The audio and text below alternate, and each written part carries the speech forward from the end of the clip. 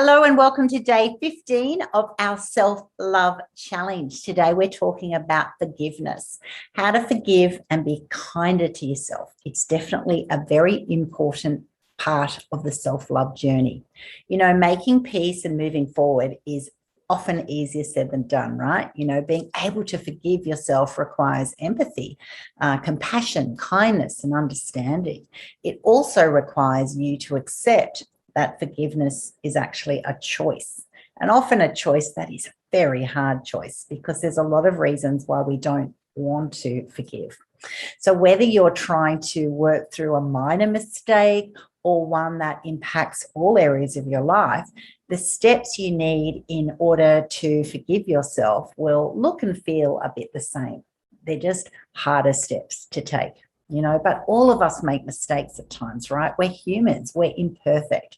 The trick is to learn from our mistakes and also to learn how to move on from those mistakes. You know, as painful and uncomfortable as it might feel, there are things in life that are worth enduring the pain for in order to move forward. And forgiving yourself is definitely one of them.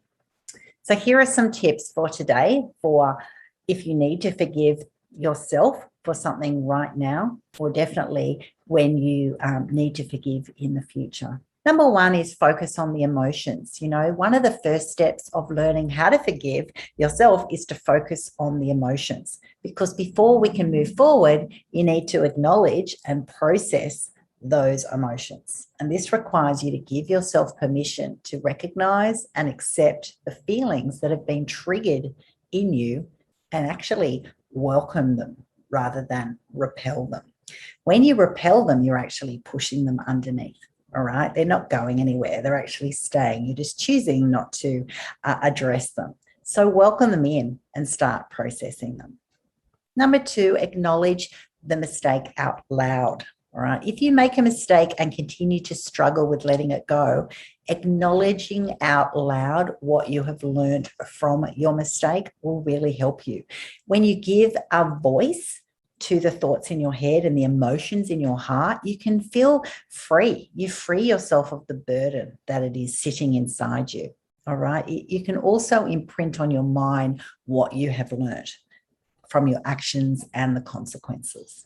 Number three, think about each mistake as a learning experience. Now, while we don't want to have these learning experiences, we do and we will have to learn by the mistakes in life. And that's just the way it is. So holding the keys to moving forward in a better way, a faster way, a more consistent way is definitely going to empower you to take those learnings and to really benefit from them in the long run. Step number four is really important. If you find it too hard to forgive immediately, to say those words loud, what I want you to do is take the extra step of saying, I give myself permission to just put that in a specific place. Imagine it going into a jar or a container, somewhere where I'm only choosing to put it here for a while. It's still there. I'm not burying it. I will address it when I'm strong enough.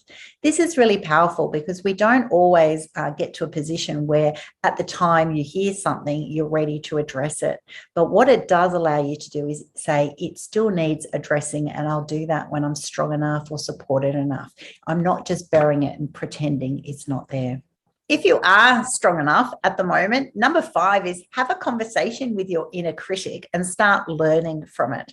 And by that, I mean, listen to what your self-talk is actually saying and write that down. Journaling can really help you in this area, because listening to your inner critic will help you understand the words that you're saying to yourself. It'll help you develop some self-compassion.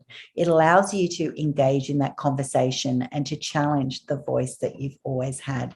And it will certainly show you some key areas that you might be self-sabotaging yourself in. Number six is notice when you're being self-critical. All right. We are all our own worst critics, right? You're not alone there. And that's why we want to make sure that we start taking notice when a harsh voice comes into our mind, actually saying, stop, I hear you. I'm going to write it down so I'm aware of what I say to myself, because I'm going to start challenging that voice. When you do that, you become more and more aware of it, you get quicker at addressing it, and you will be surprised what happens when you actually start pushing back and confronting it.